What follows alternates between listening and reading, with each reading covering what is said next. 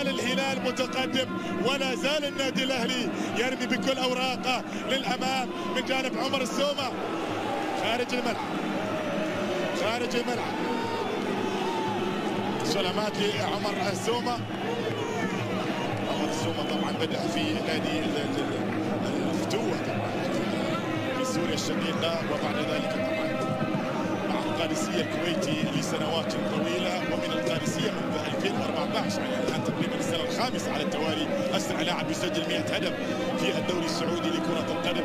هذا إنجاز ربما يعني ولن ينجح أحد على الأقل في السنوات الطويلة القادمة. لاحظ هنا جمهور النادي الأهلي القادمون بهذه الصورة قلعة الكؤوس، وهنا لدينا جماهير نادي الهلال في ليلة جميلة في الرياض، أمسية جميلة تأتي تجتمع هنا على مائدة.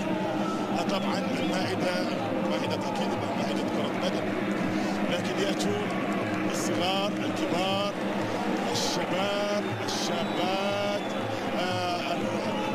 الكل يأتي، العائلات يأتون ويستمتعون بالبيت الهلالي بالأجواء الجميلة هنا في هذا المساء.